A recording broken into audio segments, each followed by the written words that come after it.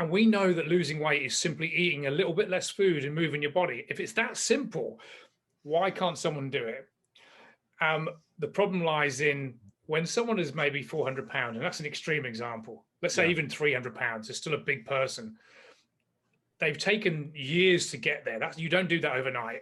Right. That's usually a decade or two of work, right? And that person, if they've been fat their whole life or overweight, I shouldn't say that. If they've been, their self-esteem is usually very low. Their self-confidence is shot to bits.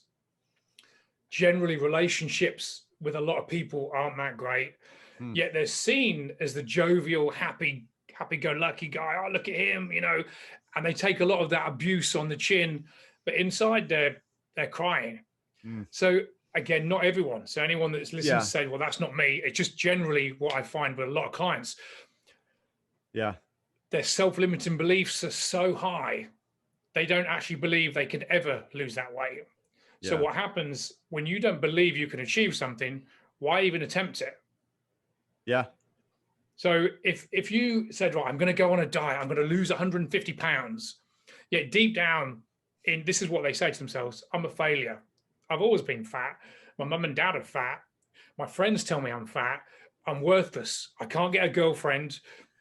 My life is shit. What is the point of going on a diet? Because it's going to fail anyway. And the only thing I've got in my life is the food that I enjoy, which, by the way, I eat for 5 seconds and it makes me feel good. Then I hate myself even more.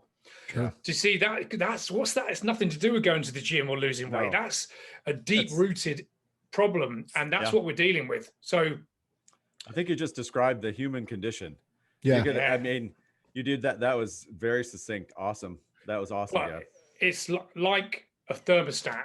So, and we've all got it. We've all got that glass ceiling, and it happens with losing weight, relationships, making money, being successful in any area of your life. Like if you don't believe you can make $1 million, I'll just throw that figure out there.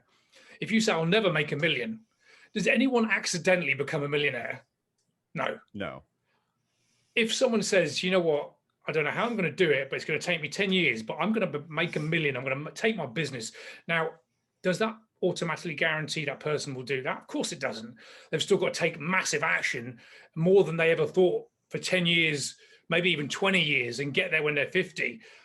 But the person that says, I'll never be a millionaire, is never going to be a millionaire. That's right.